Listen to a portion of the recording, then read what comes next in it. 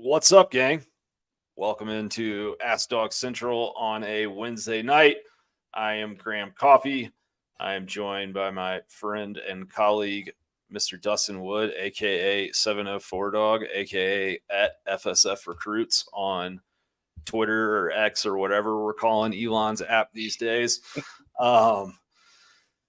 We are finally in football season, man. Admittedly, I am trying to keep my head above water.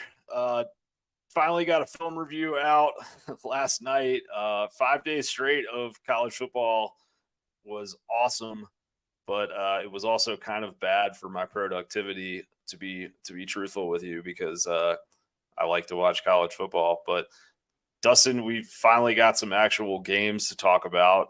You were at the game on Saturday. What were your initial impressions? Yeah, so I guess kind of on the offensive side, I thought that pass protection was really good.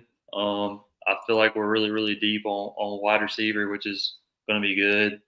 I think with the offense kind of trying to be vanilla and trying to not give away too much, I think that run protection really wasn't making it very easy to be that way. So hopefully on the next game, run protection will be a little bit better so we can still kind of play vanilla and move the ball. And then on defense, I was really impressed with the defensive back play. I think we're really deep there.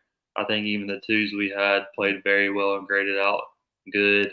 I think we're really happy to have a healthy Tyke Smith. I think he played really good, and being able to put Bullard at safety is going to help this team out a lot. And really, the front seven played good, and I was really excited to see CJ Allen this young getting that many snaps. I guess that was probably my big key takeaway. And then on the freshman on the offensive side, CJ Smith, outside of Muse, he was probably my biggest surprise from not really hearing much in reports to seeing him kind of flash on the scene. So those are kind of my key takeaways. Yeah, man. I CJ Smith, I think maybe was the biggest surprise of that whole game for me.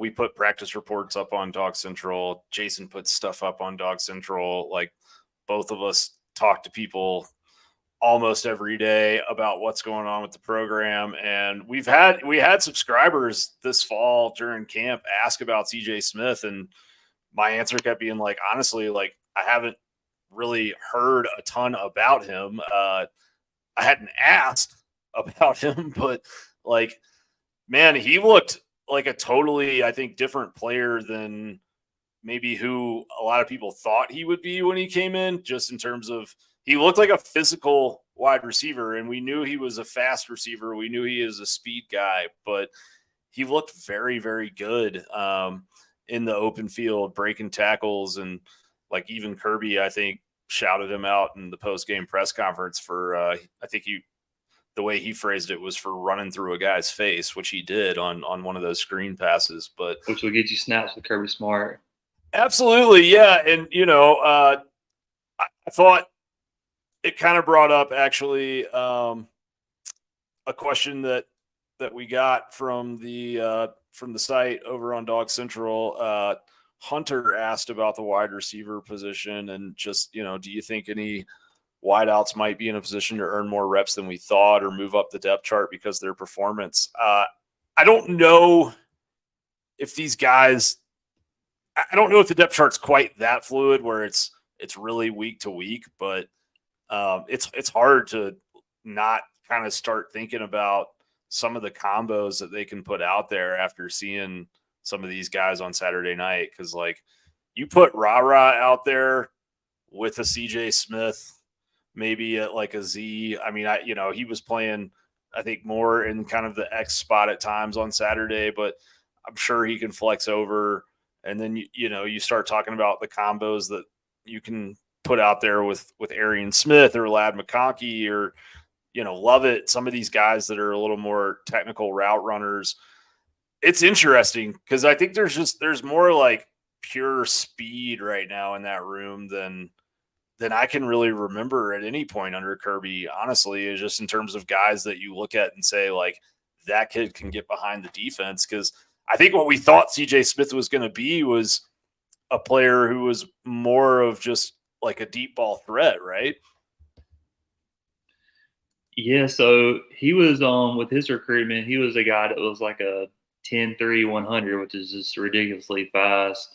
He was injured high school, junior, senior, and freshman. He was a Florida commit that kind of flipped. I mean, it was a guy that Napier just didn't want. He flat out didn't reach out to him when he came on staff. So it's really been tough, but he's got the height to do it. And honestly, he might be a little bit less speed, but not much. But he's packed on. It looks like at least 10 pounds compared to what he was in high school. Yeah, he's cut up. I mean, like, you just noticed, or I noticed, like, just broader shouldered, really like well defined through the arms. He just looked like a stronger player than I thought Georgia was getting. But this is the first time we've ever seen him on the field. Like you said, I mean, he's been battling injuries and whatnot, so we didn't really ever get a good look at him in a spring game type situation. I think he can be like, Georgia has a really interesting track record now because I don't know what he'll turn into, but like, you talk about the wide receiver evaluations and they're doing as good a job as anybody, right? Because like, there's the flip side of the negative recruiting with like, there's no 1,000-yard receivers, but the other side of that is, look at how well they've done in terms of identifying guys with the traits that they want and then putting them into the program, putting them with the strength staff and the nutrition guys and letting them go. But I felt like Ra Thomas, we only really got the one look at him on the deep ball in terms of actual passes being thrown his way. But going back and doing the film review show, which if you guys are looking for that is on this YouTube channel.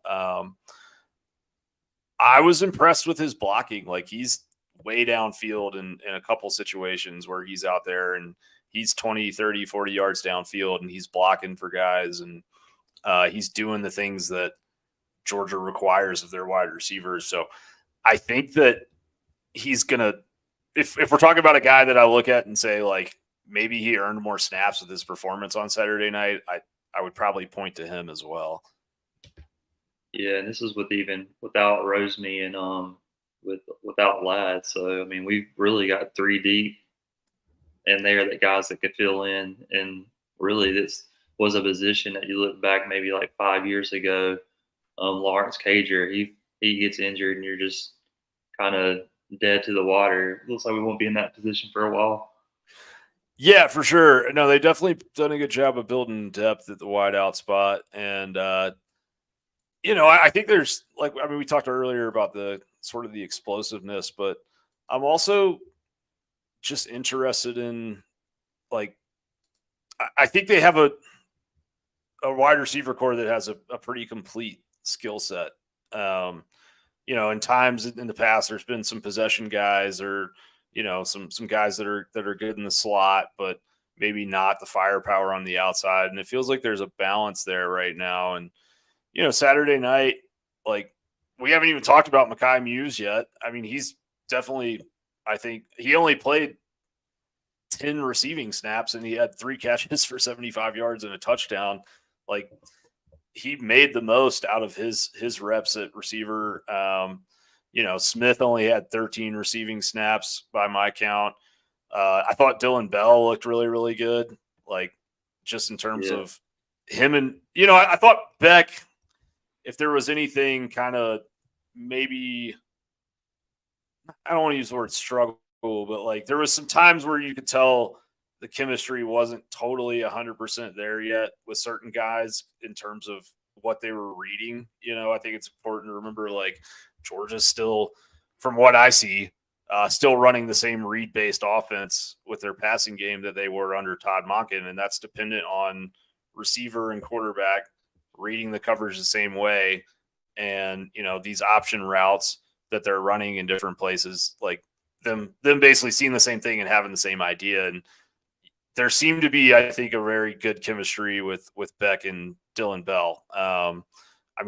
3 targets, 3 catches, 32 yards isn't really going to jump off the screen, but a couple of those were third down plays where, he got out of his break really clean and created good separation on kind of, medium depth out routes. And those are the things that move the sticks. You know what I mean?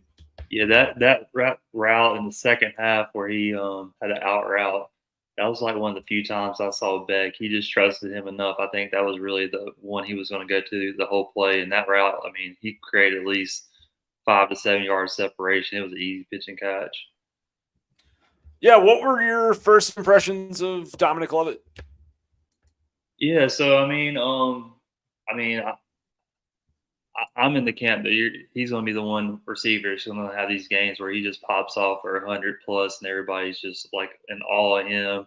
I think Yak is going to be really good for him. I will say in the past years, having a really true slot receiver that just strictly plays from the slot, him and Muse will be really good to have Muse there to spell him out. But there was that one route that him and Carson couldn't get on the right page, and that might could have brought his stat line to plus 100. But yeah, he's going to be dynamic with the ball in his hands, and he's just a guy that's going to fight. He doesn't like to lose. So I mean, I'm really excited to have him in this offense, especially with Brock Bowers on the field. It's going to make a lot of mismatches calls. There's going to be some linebackers that's either going to be playing on Brock or him, or they're going to have to play out a dime package, which is going to set up a lot of mismatches for us.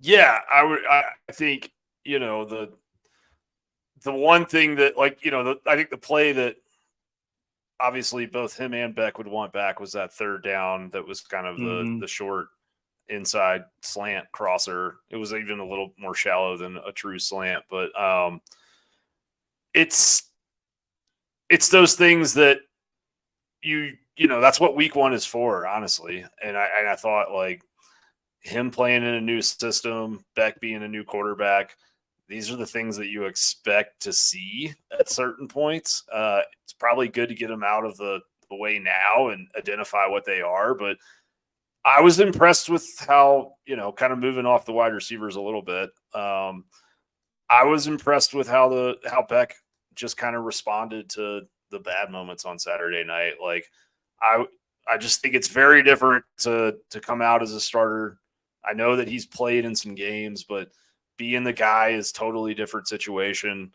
Coming out on the field when it's 0-0 and the stadium is packed and everybody's looking at you, and that everyone's, Georgia's one of the big stories in college football that we'll follow all year, that everyone will follow on this three-peat run. And that's a lot of pressure. And there was, the miss with Lovett where they read that option route, the wrong way, basically off of each other. I think Beck actually did the right throw, and Lovett maybe just didn't stop in the right spot. But that throw before halftime to Arian Smith, where he was kind of open in the back of the end zone, and I don't know what those two saw, but they didn't see the same thing. I think, like, all of those things are things that you want to see cleaned up, but also it was good to see him go through it and come back out in the third quarter and manage the offense well. And I kind of thought, his best play in the game was the last two drives that he played. And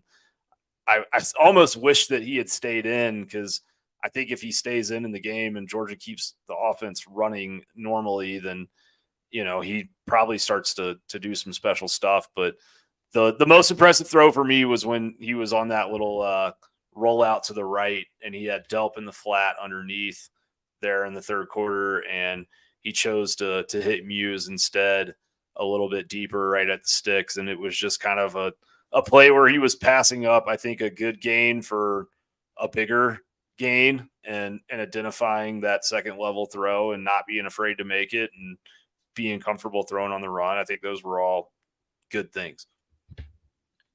Yeah, and I think the key point is, to me, he didn't look indecisive. It seemed like he was going through his progressions and might have made was not on the same page. It didn't like he was making flustered. And I think the main thing is with this team is we just need him not to be making mistakes. It's okay to take an incompletion. It's okay to take a check down with a lot of our games. And to me, it just didn't look like he was completely out of sorts. It seems like he was processing with a cool, calm head, in my opinion. Yeah, for sure. I mean, So let's go ahead and talk about the elephant in the room, because I feel like we have to. Mike Bobo, first game as offensive coordinator. What did you think? I mean, just off the top, and we can get into some of the details here and sort of talk about some of the mechanics. But like, you were in the stadium? What was your vibe? Well, the vibe in the stadium is it's just like even back in 2000 to 2010 to 14, people were all the time just I don't know. It's just I don't know what it is about the fan base, but they really like to rag on Bobo. I mean, even these games where Tennessee, where we were just naming our score back in the day, and even the good games, there's usually people chirping him. But I mean, in my opinion, going back to what I previously said, um, I think when it comes to game planning, that they're not really trying to show a lot. And if you're South Carolina, Auburn, and all these other teams, I mean, we think we're going to run the same offense. But if you're really trying to the game plan for Georgia, you really don't know exactly what his offense is completely going to be like. So I do think they're trying to hold some stuff back and kind of be conservative based off of that. But I mean, for our offense to be super, super high efficient, run blocking has to be better. I mean, pass pro, we were really, really good. It's one of the best graded out games we've had in a long time across the board. But like we talked about earlier, I'm not going to steal your thunder before, but screens have always been a part of this offense, and sweeps with a tight end or a wide receiver. That's always been a part of the offense. So to me, I wasn't really I wasn't seeing all the heat on him, but I know he's not going to be monking true and true. So we'll just see how the year comes along. Yeah, for sure. I mean, that's one thing that my mentions on Twitter were like very filled up with was a lot of talk about why are they running so many screens? Why are they running so many screens? And I mean, one reason is everyone runs screens, so you're not really showing anything when you're running them. But the other is that's been a big part of the offense going back to last year. I mean, you go back to this Oregon game in 2022 to open the season, and they ran 9 screens. They completed 8 of them. They had 78 yards. Saturday night, Georgia ran 9 screens. They completed 9 of them for 120 yards and a touchdown. That's 13.3 yards per attempt off those screen passes. That's pretty productive.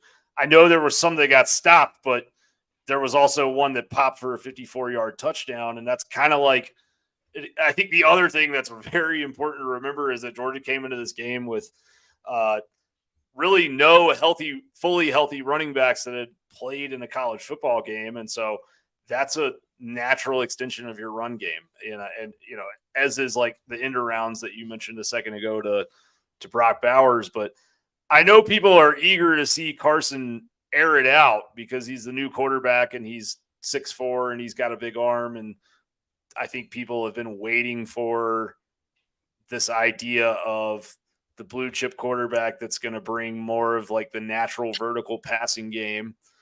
But I mean, you did see like the slot throw to Lovett that was kind of the 50-50 ball. Like you saw some moments where he threw it downfield. You only saw the one true like deep bomb to Arian that Arian kind of had some contact and wasn't able to work his way through. But I mean, Beck's average depth of target on Saturday night was 7.9 yards.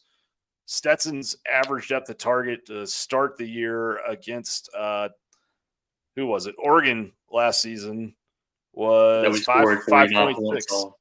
Yeah, 5.6 versus, and I know that Tennessee Martin's not Oregon, but it's still 2.3 yards. And what Georgia did last season was they established that they could block their asses off on the perimeter, and that those screens and swing passes to McIntosh and some of those end around type things, they established that those were a threat to be a big play. And by doing that, it influenced defenses in the way that they wanted to influence them later on down the road and created opportunities. And so I think that's a thing to remember, is that not every play call is, yes, like you don't want to have negative plays and you want to have good plays and gain yards and run an efficient offense, but not every play call is necessarily about like that exact moment, especially in a game like this for Georgia. A lot of it in some cases is laying the groundwork and also finding out what these guys can and can't do, finding out what they need to work on, working on things that they already know they need to work on, because Georgia uses some of these situations and games like this as practice. I just wouldn't react too much in either direction to what we did or didn't see. I was critical of the call before halftime when Georgia, hit Lovett for that first down inside the 5, ran up to the line and ran that draw into like a straight bear front that UT Martin had. And with Cash Jones.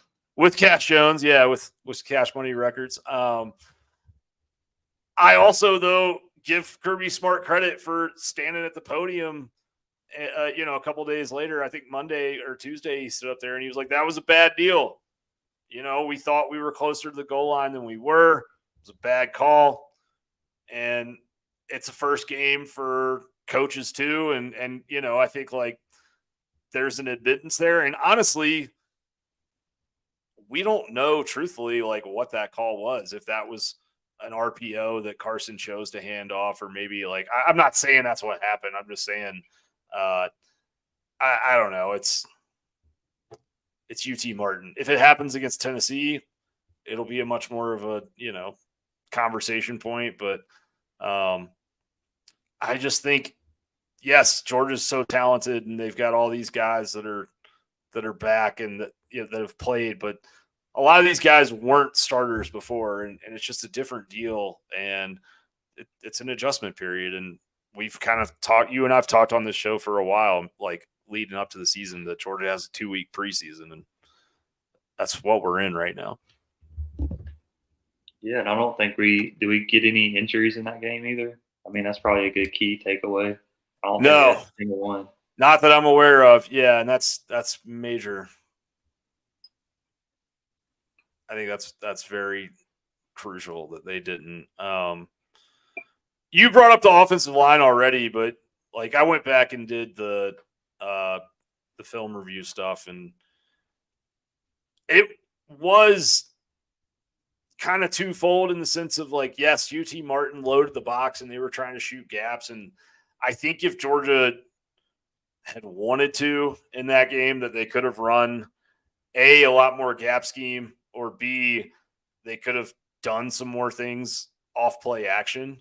Like, I thought it was interesting that Georgia only ran 10 dropbacks of play action on Saturday night, which is not really a lot. That was like 28%. I mentioned this in the 12 takeaways piece, but I don't think a lot of people actually realize that in college football, from a success rate standpoint, play action passes are almost 3 times more effective than traditional dropbacks.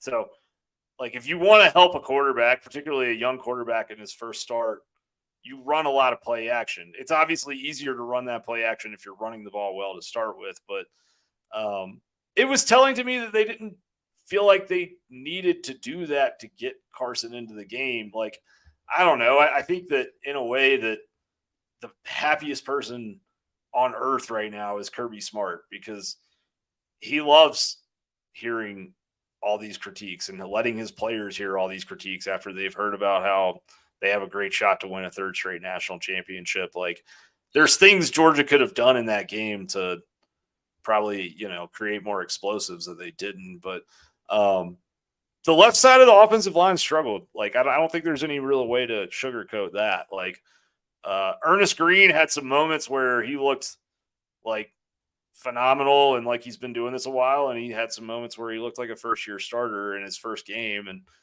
I think that's understandable because it is.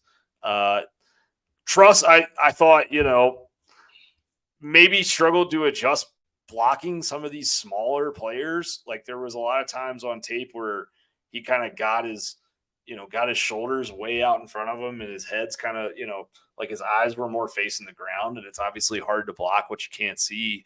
I don't know. I mean, he's played a lot of football for Georgia. Georgia ran mostly zone runs on Saturday night, and just going back the last couple of years, they've struggled more with zone than they have with gap. They ran 18 zones, only 6 gaps on design runs. I think they've been a better gap scheme team than a zone scheme team, and I think this offensive line's personnel is going to be better in gap scheme because they are so athletic and they have the ability to get out and block like they did on the Muse screen touchdown. So I'm just going to kind of hold my water a little bit on what's going to happen with the run game and all that, because they're not going to face teams that are loading up the box like that every week. And B, I just think, we didn't see too much variation in the run game on Saturday. Those gap scheme runs, the flip side of those is that getting those big guys all downfield in the open like that can also be a little bit riskier in terms of getting them hurt. And they're just not going to do a ton of that against UT Martin. Yeah, it seemed like the kind of piggyback on that. It did seem like the depth people that we had on the second team offensive line did really good. I saw that Monroe Freeland, he graded out really well, and I do think Blasky is a really good backup option if something was to happen where Green took a step back. But I mean, Green does show potential. He has a really, really big mean streak, and he's super athletic. So if you want a really, really good high potential guy, I think he's definitely got the tools. It's just something that offensive line coach is going to have to make sure we hone in with them. For sure, yeah. And I think the other thing that was very encouraging to me on the last couple of drives of the game or I guess the last couple of drives that Beck was in for, seeing Micah Morris come in at left guard with the starters, he started moving people, dude. Like he was. Yeah, he's a big boy. Yeah, that first and goal sequence where they ran 2 times in a row with Roderick Robinson and had like a little 6-yard gain in between Morris and Green, and then the next play they went between Morris and Van Pran, and Morris just like moved his dude totally out. Both those plays I thought were as good as Georgia looked in zone blocking, really at any point, especially in terms of like short yardage type stuff. So I don't know. I mean, again, Xavier Truss has played a lot of football for Georgia. I expect he'll play a lot more, but if he struggles, then I think you've got guys behind him that are ready to play and ready to play at a high level, but I wouldn't rush to judgment on it. Yep, I agree. All right, let's flip over to the other side of the ball. We got a question here. What do you guys think about the defense? ? Edge play ? Let's start overall with the defense. I know you mentioned kind of when we came on the air, some guys that stood out to you, but what are your other thoughts? I mean, obviously, going back to DB, I didn't mention them, but I think Malachi Starks could be a first rounder in this year's draft if he wanted to come out in this draft. Obviously, he can't. That guy's just a ball hawk, and he's probably the most athletic guy on our team. That guy's just nasty.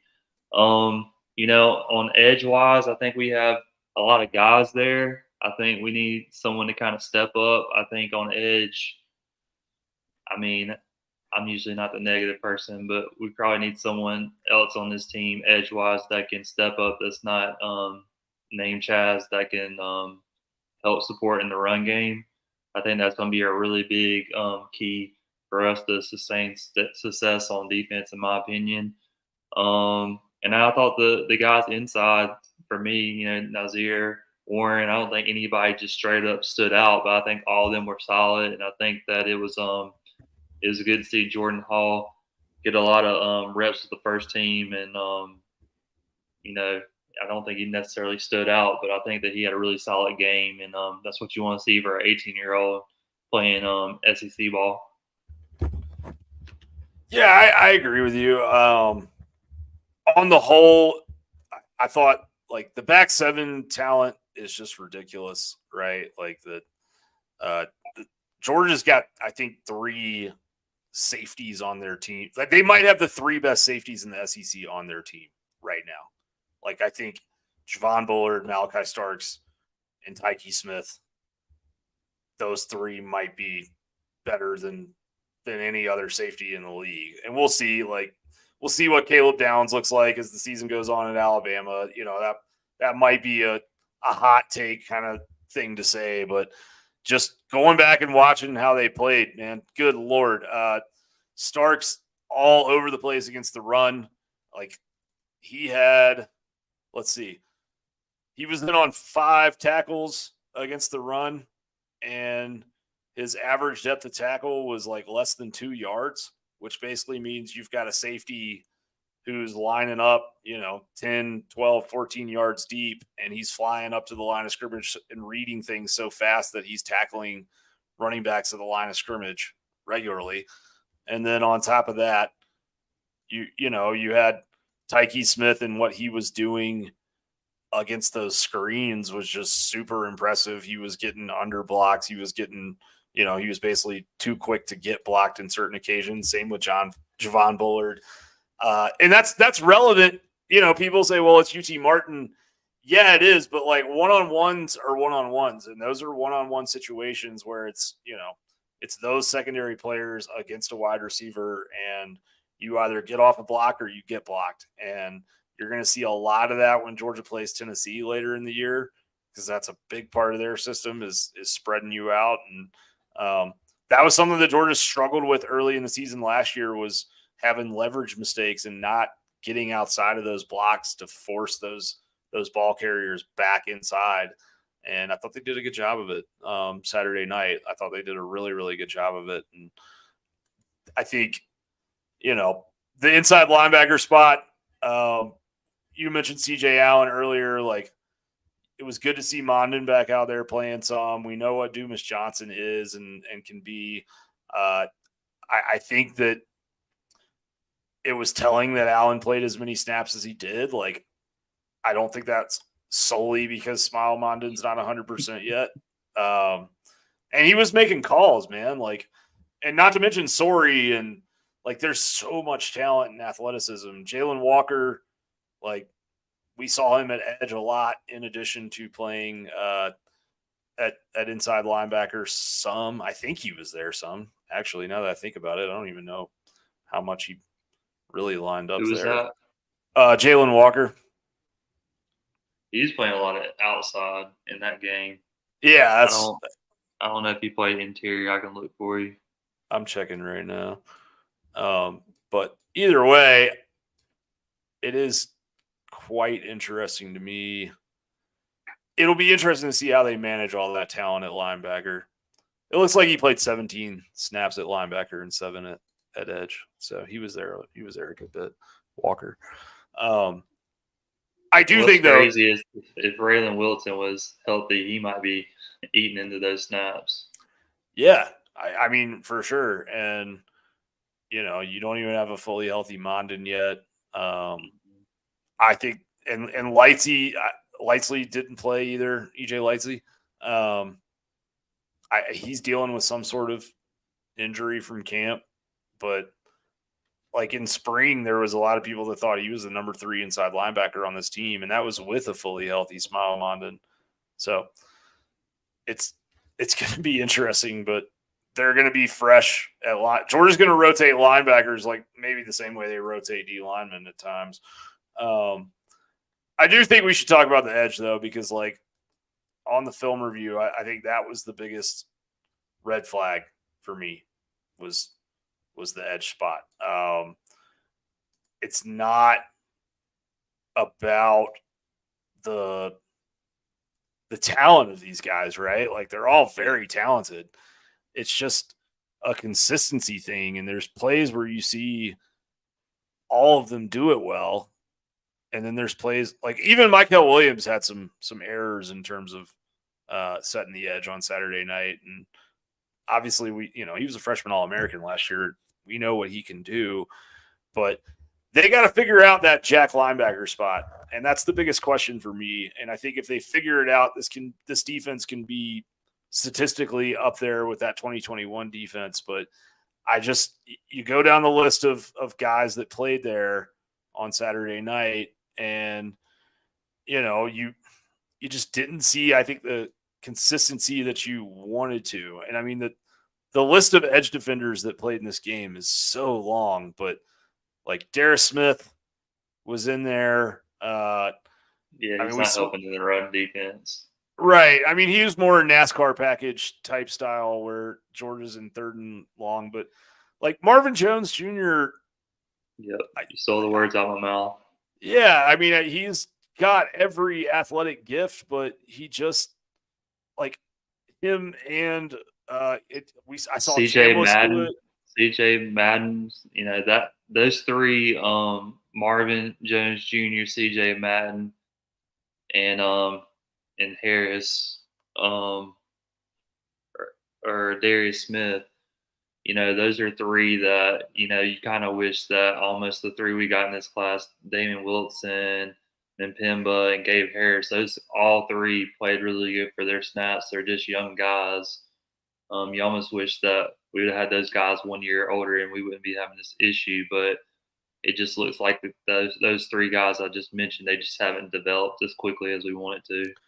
Yeah, I don't know that it's anything like other than some of it's just mental. I mean, like we see Chambliss do it on certain plays where he sets the edge really, really well. And then we see other plays where he just like sucks so far inside or he gets way too far upfield. And like, truthfully, to me, it felt like there were times where even some of the more veteran Georgia players that we've seen two gap and do everything right in big games in the past, they were getting out of position and they were trying to like basically go and make a play instead of, I think, maybe trusting other guys on the front to make those plays on their own. And I'm sure that'll have to take care of itself, right? Like either through consequence or through coaching, like they're going to learn that they've got to be gap sound and they've got to play their own lanes. But I just thought that was the only thing really that I saw that was just like, this doesn't look like a Georgia defense in a way to me.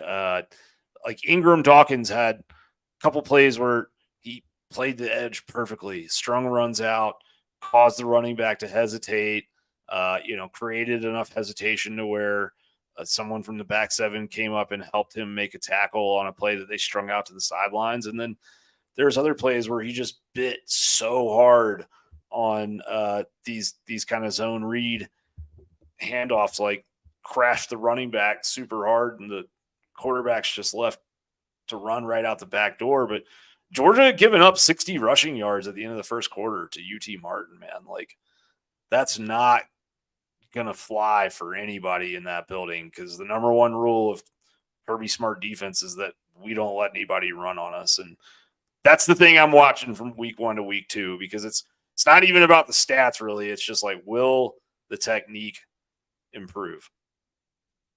I just think Damon Wilson's way too talented not to be making a difference by the end of the year. I'm not saying he's going to get 30 plus snaps, but I think he's too good of a prospect and got the measurables that you want.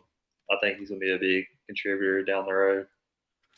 Yeah, I think he's going to be a contributor in the passing game before he'll be a contributor on standard first and second down situations. Like I'd love for him to prove me wrong, and he very well may, because like you said, he's so talented. But from what I saw on Saturday night, like I liked what we saw against the run from maybe, for probably of the young guys. I thought that Harrison and Pimba both flashed at times, but all of them, they made those kind of young mistakes we were just talking about, and I think that's what's so frustrating is you see all of them do it right at times and then they don't. And it's just like, you could say there's not a single edge right now on this team that I feel like, wasn't like that on Saturday night. And I tweeted it out today, but like whoever starts just setting the edge,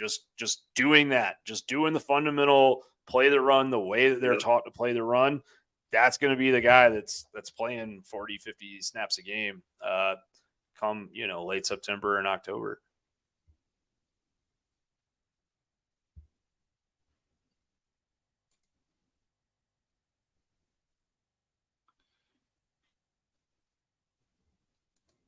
Let's see. You there, Dustin? Yeah, I'm here. Yeah, I agree. I don't really want to beat a dead horse. I guess out of the inside guys, who do you think took the biggest step forward from last year to this year? Yeah, I mean, let's talk about the positives here. We didn't see a ton of kind of I would say sort of some of the frontline players on the inside, but I mean, we know what Stackhouse can do. I consider him kind of a known commodity at this point. But from a pass rush standpoint, like I saw Zion Logue have some nice plays. Mm-hmm. I saw Jonathan Jefferson have some nice plays as a pass rusher, and then I saw him have some bad plays against the run. I thought the one that probably all around impressed me the most was Jordan Hall. Really, like I thought there's a reason he was in on that first 3rd and long when Georgia went and got that sack, and it seemed like 3 guys converged on the quarterback, and I think he's going to be very impactful this year. Yeah, I would agree with that. I would say that the depth there isn't the most. I do think a guy that we really need to step up for us is Christian Miller. It does look like they're going to try to make him as that second guy off the bench. I don't think Jarrett. I think that I could be. I mean, he could make a flash later in the year, but he's got to. Even you saw that with kind of Bear. He had to take his time to get into his groove, and it's a hard position to learn at UGA and get a lot of reps at. But I think Christian Miller is the one guy that I said it earlier in the season. I think he's going to be one, so I probably need to take a step forward to help us out. Because I just thinking that we're all going to be healthy the whole season I just don't see that happening. No, you're definitely going to have guys, especially down there in the interior. Guys get banged up, but I thought John Jefferson did some good things. I thought truthfully the D tackles were more consistent than I expected, and I would say the edge guys were a little less consistent than I expected. But I'm not as worried about depth for Georgia at that position as I was a week ago this time. Good. They had some, I think, good bodies, and those guys did a pretty good job. Like, they were not getting really run on in the interior. There was a couple of moments where backs came in clear through the middle, but like the issue with the run game was off the ends of the line. So I wouldn't be super worried about it. I do think on Jarrett, I'm very interested to see if we get to see him in any like 3-man fronts later on this year, if they use him as a true zero tech at some point. But there was that one play at the very end of the game, man, where like I think it was a run play where he kind of just shot through the gap and flattened that guy in the backfield. And it was like, oh my God, this dude's 355 and he's moving like this. Like, it was a little athletic. Yeah, I mean, we'll see how it goes in the long run with him and what he becomes. But just in terms of like physical movement at that size, there was a little moment of like, oh, that kind of had some Jordan Davis vibes to it. Yeah, he played basketball at Grimsley, and he was pretty decent for his size. That's crazy that he played basketball at 355. I think he can dunk, man. At That's size. insane. I need a video of that. If anybody in the chat has some questions here, go ahead and drop them in. If not, we're going to wrap this up here in a couple minutes. Dustin, are you going back on Saturday for Ball State? See, they got 4 straight home games, so I think the one game I'm going to take off is this one and go back on the UAB and South Carolina game. So, Gotcha. But it was a good time. I mean, that stadium's pretty loud for a first game being for a FCS opponent. Did you have any? Did you go through the bridge area?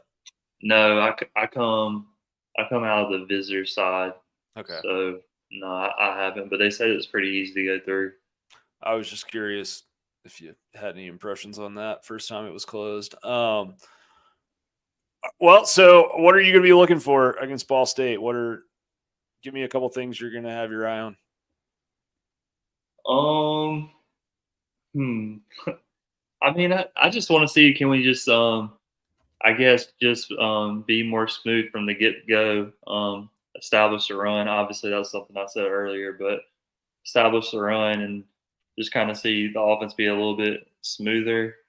And then on the defense, like I said, I think this is one of our better defenses, but going back to that, can we just kind of on the edge, kind of seal the edge? I mean, it's really hard at a game to kind of zero in on one thing, but I did catch myself kind of watching the edge play. I mean, just kind of see. I know that kind of for the health reasons, try to see if Ladd plays this week, just to kind of see if he can get his feet wet before the South Carolina game, since we do have I would say a decent matchup for the third game. So trying to see what the health is of everybody. What about you? I would agree. Definitely interested if Edwards is back out there on Saturday. I know Jason posted on the site that he had heard maybe that was moving in a positive direction, but we'll find out on Saturday if he suits up. I would see a scenario where they would like to get him some touches in game before playing a conference game against South Carolina. That would make sense to me. It just depend on if he's ready or not. But yeah, man, I'm interested to see how that goes. And then, I mean, the thing I'll be watching really closely is how does Georgia look, especially the left side of that offensive line? How do they look in that zone run block scheme? And do they set the edge? Those are going to be the two things. And I mean, at the end of the day, I know it's sexy to be like, oh, I'm going to be looking for like X number of targets to this receiver or this many touches for a running back. But it's a lot more important, I think, in my mind at this point in the season that we establish Georgia can do those things on the line of scrimmage, because that's how they've won back-to-back national titles. Yeah, I want to see Beck hit a deep ball just for kind of shutting people up. I would love to see him hit one on somebody. I'm not trying to pick out who it needs to be. Just hit somebody in stride on a deep ball. Yeah, for sure. And we should see Rosemy back. That's a good point by Harry there. Interested to see, I mean, his blocking has always been so good. I'm curious to see if we maybe see an explosive or two that's created by his downfield blocking on the perimeter. So be fun to watch. And with that, I'm sorry, go ahead. Were you going to say something? No, I was just saying, so everything is not going bad, and we don't have to have the alarm set. Is that what you're trying to say? Yeah, no, we're good. No need to sound the alarm bells. I do want to mention, if you've been watching on YouTube, obviously you've seen the scroll on the bottom of the screen for Home Field Apparel. But if you are listening on audio format, please check out our friends at homefieldapparel.com. They support us, so we ask that you support them. You can get 20% off your first order with the code DawgsCentral23. That's just Dogs, DAWGS Central 23. They make great stuff. I'm wearing a nice Red Coat Band t-shirt right now. It's pretty sweet. The Red Coat Band. We are a pro Red Coat Band podcast, so I'm down to rep it. But my wife always is stealing my home field sweatshirts and stuff. They're soft, they're cozy, they make great things, and you can use that code even if you're not just buying Georgia gear. If you just won a fat parlay because Colorado upset TCU on Saturday, go get you a Buff shirt. I mean, I don't care what you use it for, and neither do they. So go check it out. Thanks everybody for tuning in tonight. Appreciate all the participation in the chat, and we will see you guys. Josh and I are going to do kind of like a little weekend preview show, I think tomorrow sometime, and then we'll see you guys back here next week. Thanks, Dustin. Good dogs.